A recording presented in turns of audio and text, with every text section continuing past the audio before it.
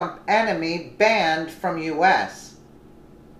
Linda Sarsour worked with a friend as she organized the Women's March against President Trump in January. It turns out that friend lied to Immigration and Customs Enforcement agents.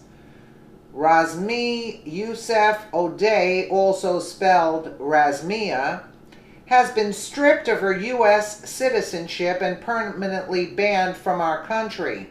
She came to the public's attention when she spoke against Trump at the Women's March, as reported by the Daily Caller.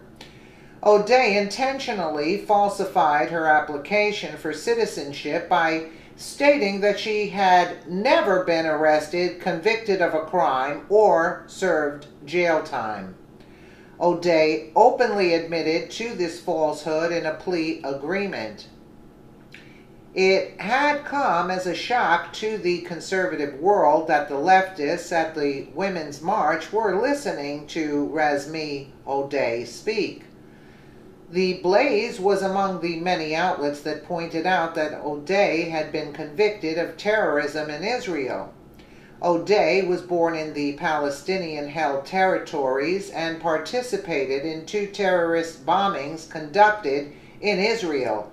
One of these bombings sites was a grocery store and resulted in the deaths of 2 young students. The other bombing O'Day helped plan and execute was of a British consulate. Israel convicted her for these crimes in 1970, and she served 10 years in jail there. Linda Sarsour played on the ignorance of her followers who attended the Women's March by claiming O'Day had been a victim of Israeli torture while in prison in Palestine. Sarsour, an anti-Israel Palestinian activist, never mentioned why O'Day was jailed.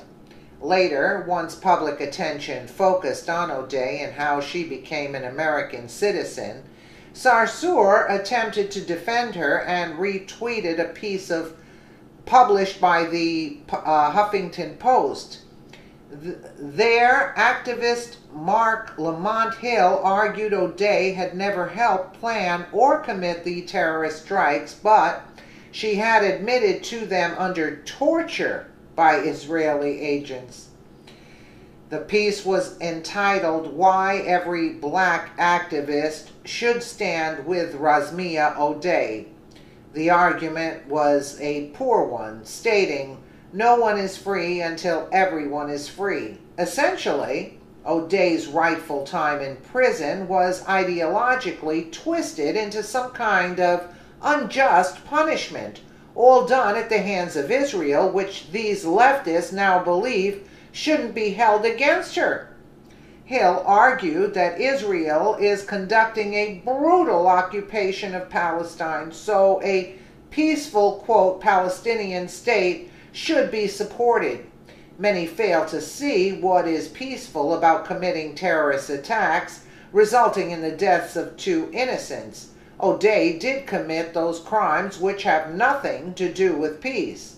Now, this brutal terrorist who sought to undermine our rightful president at the Women's March will be deported from the United States. She will no longer be able to hide from her terrorist past, take advantage of the ignorance of our youth, or work against the values this nation holds dear.